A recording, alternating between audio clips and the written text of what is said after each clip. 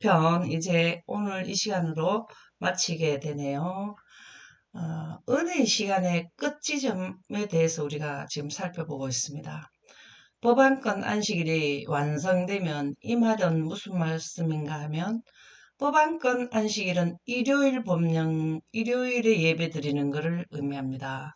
이것이 법안권 안식일이 완성되면이라는 뜻은 1260일 동안 세계적으로 모든 국가가 일요일 법령이 다 통과가 되어서 1차는 미국에서 내리고 2차는 국가별 일요일 법이 통과되는 기간이 1260일, 이 기간이 다 되고 나면 개인이나 국가나 다 일요일을 지켜야 된다라는 법을 다 듣게 되고, 국가는 그 법을 국가법으로 통과시켰다. 그 뜻이 법안권 안식일이 완성되면, 그러면 이 기간이 다섯째 나팔이 끝날 때가 되죠. 그러면 큰 환란이 이제 나타나게 된다. 도래한다. 그 뜻이 되겠습니다.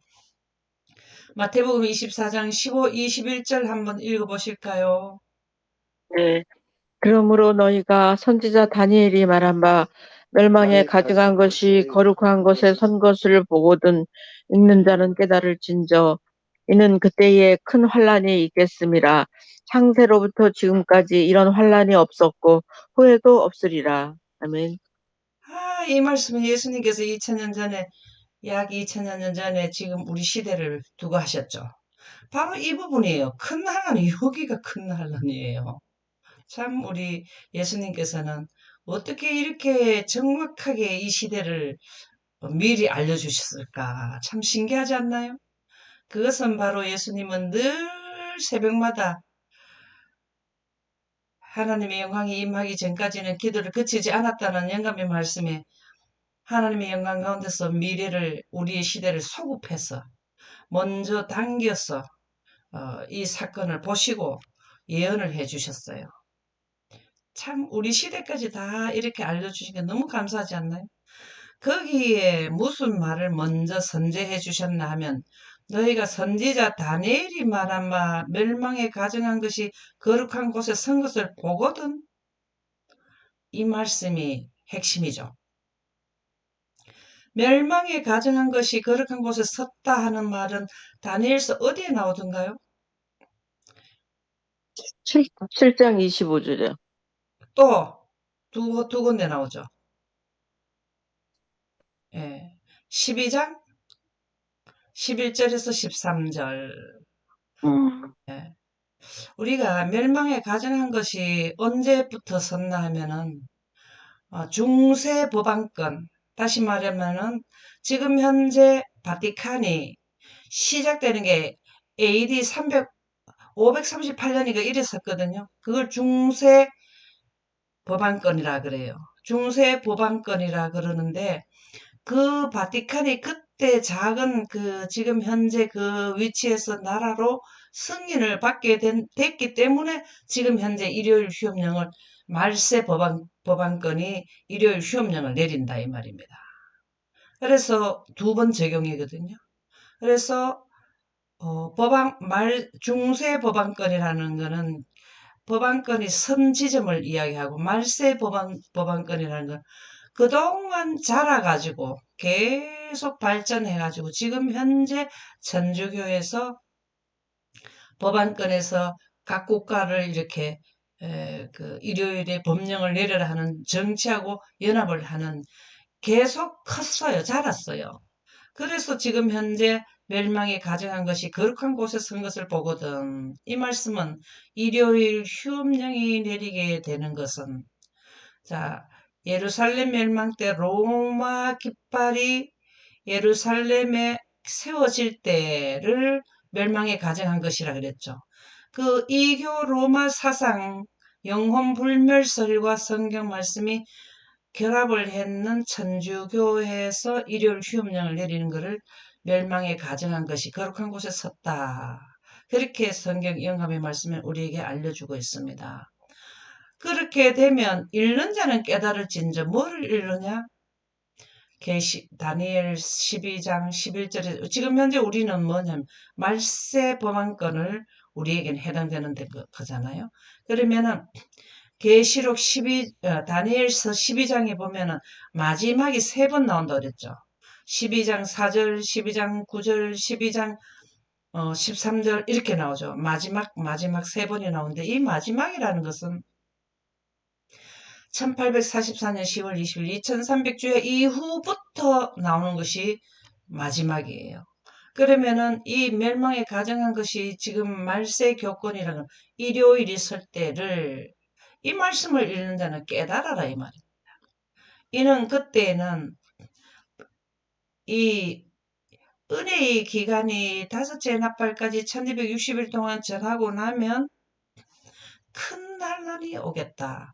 벌써 예수님께서는 여기에 경계선을 벌써 알려주셨어요. 여기에 다섯째 나팔 끝날 때가 뭐냐면 작은 난란과 큰 난란을 경계하는 경계선이 임계점이라는 거죠. 이게 전환점, 분기점이 되겠습니다. 그래서 그때 큰 난란이 있겠습니다. 창세로부터 지금까지 이런 환란이 없었고 후에도 없으리라다. 이렇게 되면은 더 이상 일곱째 재앙이 내리고 나면 더 이상의 인류에게 내리는 재앙도 없고 역사가 없어지기 때문에 이후에는 이제는 전쟁이 없죠. 이제 유황불의 두째 사망을 당하는 그거밖에 없잖아요. 그거는 곡과 마곡의 전쟁, 그거를 끝나고 나면 지금 현재 우리 사람들이 전쟁하는 것으로는 이때가 제일 아마겟돈 전쟁으로서 마무리를 짓는다는 거죠. 제일 환경이 극악한 환경, 사람들이 제일 고통당하는 환경, 전쟁을 제일 많이 하는 환경, 예. 아수라장이 되겠죠. 어저께도 우리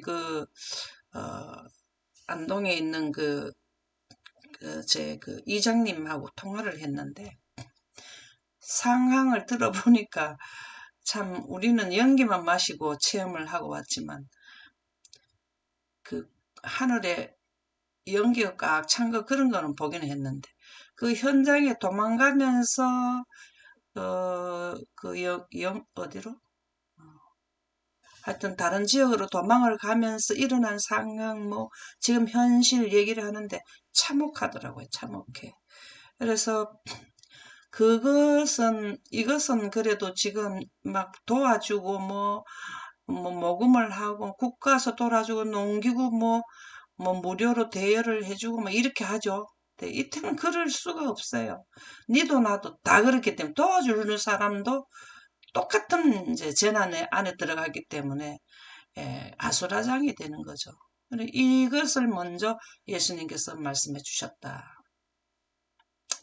여기서도 안식일이 대두됐죠. 그죠? 대치 사상은 영원 불멸서가 영광. 그 다음에 경배일은 안식일과 그 다음에 일요일을 지키는 제7일을 지키는 안식일, 일요일을 지키는 법안권 안식일이 대체한다. 각 시대의 대쟁투 25에서 26쪽에 보면 그분께서 말씀하신 예언에는 이걸 말씀하시는 거예요.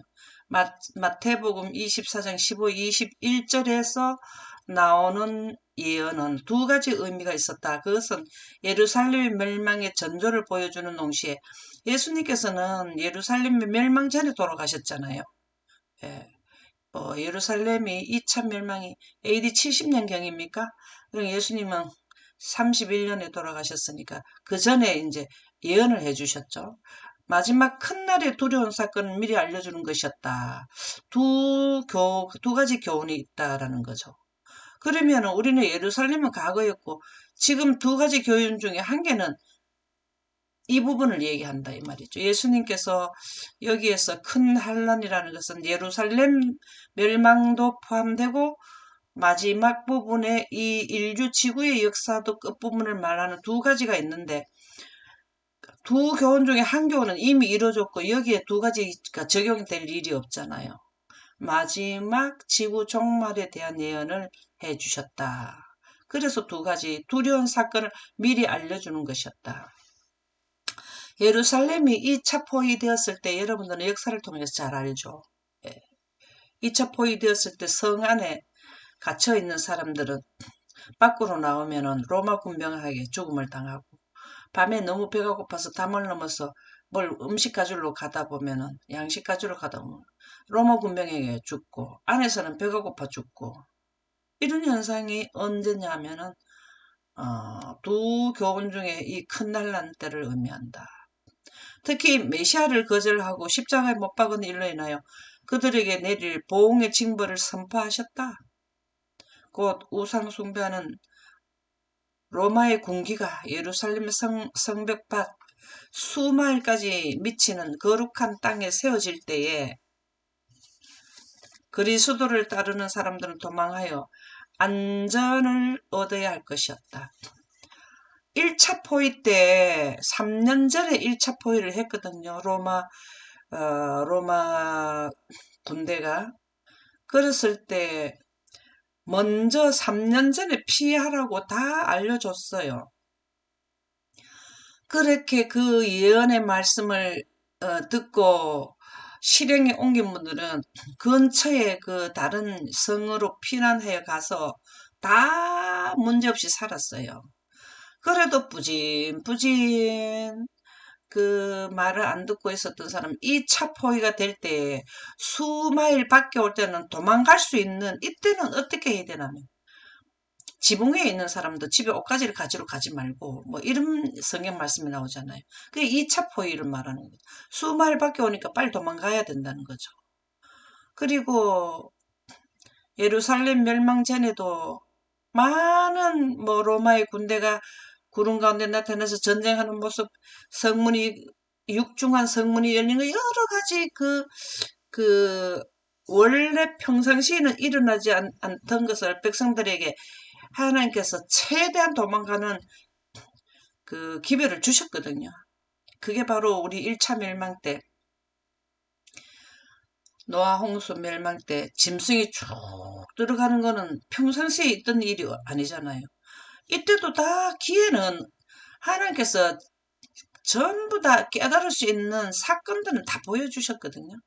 지금 현재도 우리가 성경을 통해서 예수님이 이 시대를 알려주고 또 모세가 이 부분을 다 설명해주고 다니엘에 의해서 이게 다 큰 주제가 나오고 사도 요한에 대해서 주제가 이렇게 전체 1335일 1260일 1290일 이런 거는 다니엘서에 나오고 다니엘서 12장 11절 13절에서 나오고 이 인간합할 이 재앙은 계시록에 나오고 사도 요한을 통해서 전부 다 알려줬건만 이전에 2차 포위가 오기 전에 우리가 다 깨달아야 되는데 여기에서도 2차 포위 오기 전에 1차 포위하고 물러갔을 때 다 도망을 가야 되는데 안 가고 하나님 성전 안에 있으면은 구원 받는다 이래가지고 그거를 그 지도자들이 잘못된 예언을 했기 때문에 그 안에 그냥 하나님 성전 안에 있으면 하나님 지켜준다.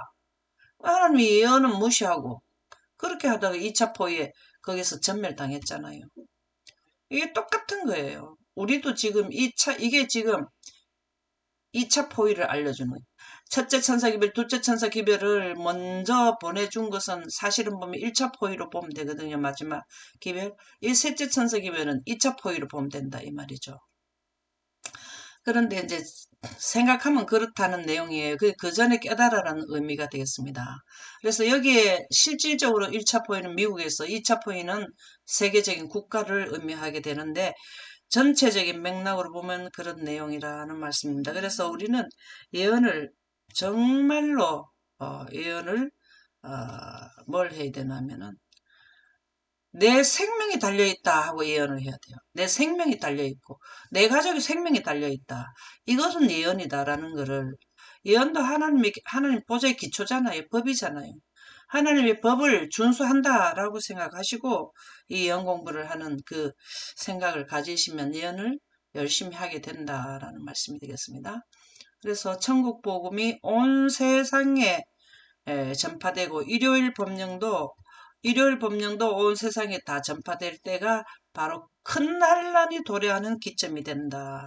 라는 말씀이 되겠습니다. 다섯째 나팔 끝에는 두 부류로 결정이 된다. 이게 의로운 자와 불의한 자. 예. 의로운 자는 의롭고 불의한 자는 불의하게 되는 계시록에 나오는 말씀이 성취되는 때가 바로 여기입니다.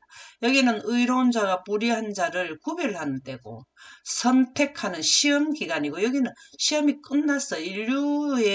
인류 전 세계에 살아있는 인류가 이때 존재하는 자들이 다 시험이 끝났습니다. 그러면은 끝난 결과는 14만 4천인의 대열에 들어가느냐 666 대열에 들어가느냐가 시험으로서 결과가 나오는 때가 여기죠. 계시록 7장 4절 14절에 보면 내가 인침을 받은 자의 수를 들으니 이스라엘 자손의 각 지파 중에서 인침을 받은 자들이 14만 4천이니 그가 나에게 이르되 이는 큰 환란에서 나오는 자들인데 어린 양의 피에 그 옷을 씻어 희게 하였느니라.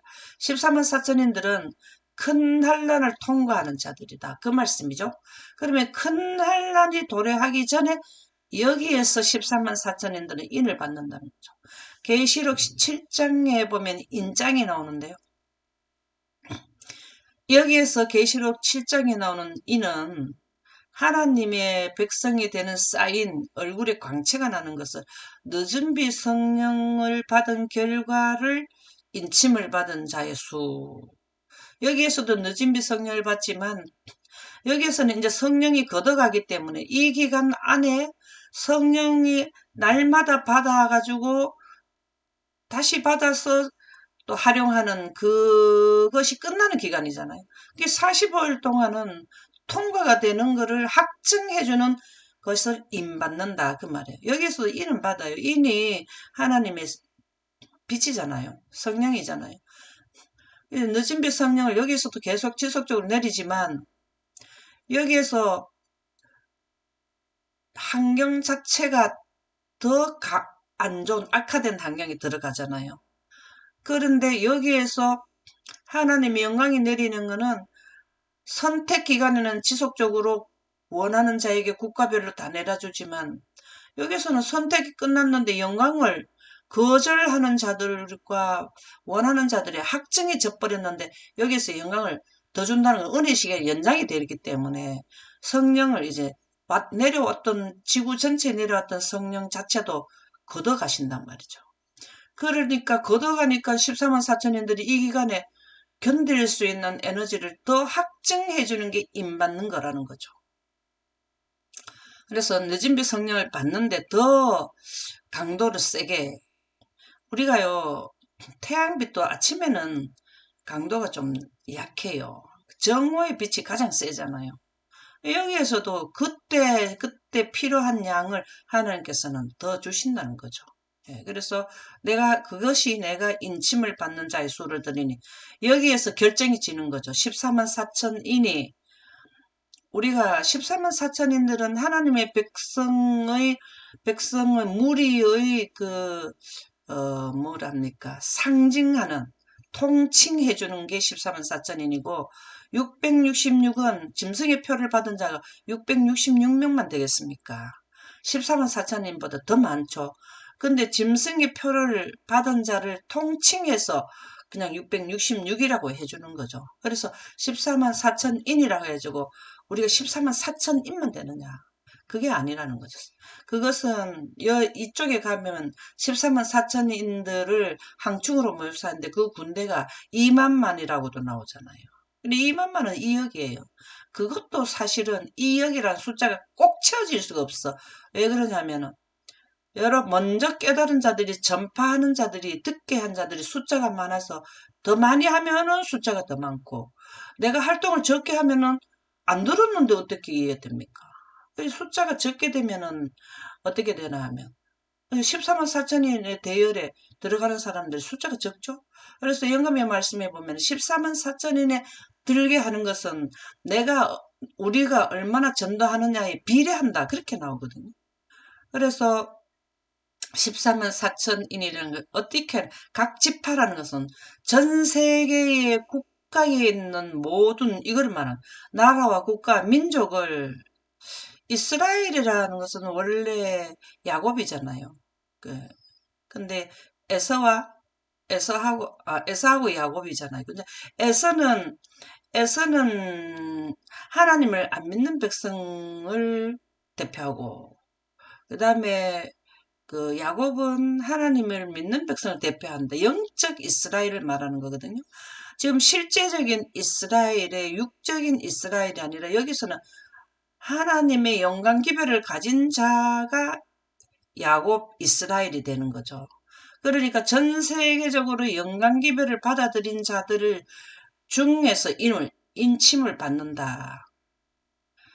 그것이 14만 4천이니 그가 나에게 이르되 이는 큰 환난에서 나오는 자들인데 여기를 통과하는 자, 죽음을 맛보지 않는 자들이 되겠습니다.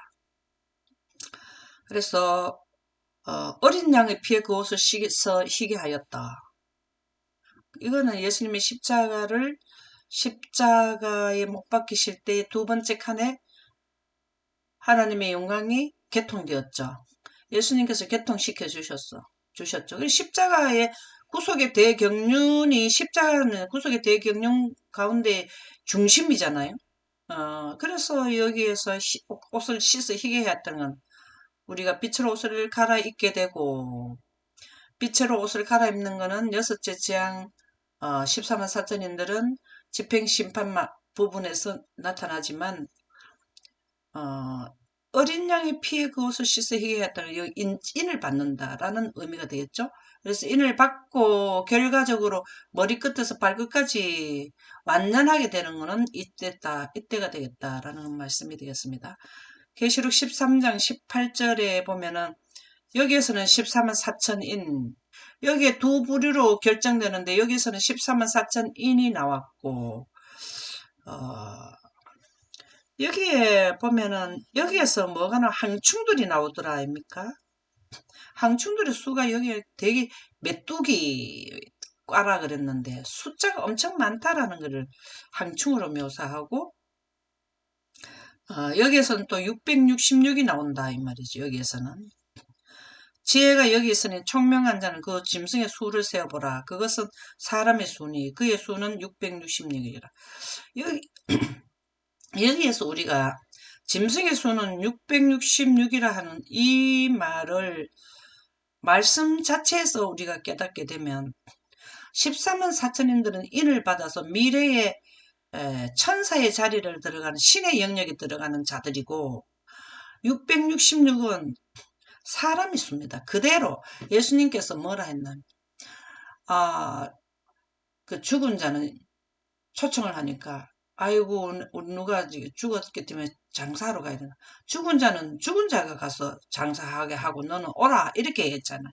그게 무슨 말인가 하면 하나님의 영광이 없고 영혼불멸설 사상을 가진 자는 그야말로 신의 대열에 못 들어가고 인생으로서 끝나는 자들이고 14만 4천인들은 아직 인생하고 하나님의 영의 그 결합은 있지만 미래에 완전히 신이 될 자들 이 두 부류가 나눠진다 이 말이에요. 그래서 여기서 보면 그것은 사람의 수니 이게 짐승을 따르는 사람의 수가 되는 거죠. 예. 청명자는 그 짐승의 수를 세어보라 이렇게 나오잖아요. 이 말씀은 짐승의 사상인 영혼불멸설을 사상으로 가지고 경배는 일요일날 경배하는 사람이 수가 666이다 이 말입니다. 그래서 666이라는 말이 666명이 아니고 짐승의 사상을 따르는 사람, 영생의 대열에 못 가고 인생으로서 종결 짓는 자들 수는 666. 그래서 여기에 의로운 자, 불의한 자가 두 부류로 나누어지는 때다. 라는 말씀이 되겠습니다. 계시록 22장 10절, 11절에 보면 또 내게 말하되 이 두루마리의 예언의 말씀을 임몽하지 말라 때가 갖고 오니라. 이것은 계시록을 의미하는 거죠. 임몽하지 말라 하는 건 우리가 일곱 인이 그때 나왔죠. 다 그래. 첫 번째 인을 뗄 때에 이렇게 나오죠. 두 번째 인을 때 이거는 일곱째 인을 떼는 거는 인도 두 번 교훈이죠. 조금 전에 우리가 미운목을 서는 것도 예루살렘과 지구 종말 두 번 교훈이 있듯이 인도 두 번의 교훈이에요. 첫 번째 인은 뭐 AD 31년에서 100년 뭐 이렇게 쭉 나가잖아요. 근데 지금 현재 뭘 말하냐면 이 시대에 나타나는 첫째인, 둘째인 때는 것도 두 번의 교훈이 온다라는 거죠. 그래서 때가 가까우니라 여기서 임봉하지 말라 하는 거는 우리는 예언을 해라 이 말씀이에요. 아직까지 셋째 천사 기별이 시공간에 우리가 들어간 상태가 미래의 시공간이잖아요. 예언이잖아요. 그래서 이때를 먼저 떼서 그게 예언이죠. 영광을 통해서 미리 보는 거잖아요. 그게 임봉하지 말라. 예언해라 이 뜻입니다. 예언의 말씀을 임봉하지 말라. 이게 나오잖아요. 그죠? 예언의 말씀을 임봉하지 말라. 다니엘서도 보면은 마지막 때까지 그 임봉했다가 때라고 나오잖아요. 때가 가까우니라 불의를 행하는 자는 그대로 불의를 행하고 이 불의라는 거는 하나님의 법을 하나님의 사상인 영광을 등졌던 것을 불의. 최초의 루스벨이 했죠. 더러운 자는 그대로 더럽고 의로운 자는 그대로 의를 행하고 거룩한 자는 그대로 거룩하게 하라. 이게 이제 여기에서는 품성이 완전히 결정됐어요. 하나님의 품성으로 14만 4천년, 사단의 품성인 영혼불멸서로 666. 그대로 유지되는 거예요. 여기서는 바뀔 수가 있어요.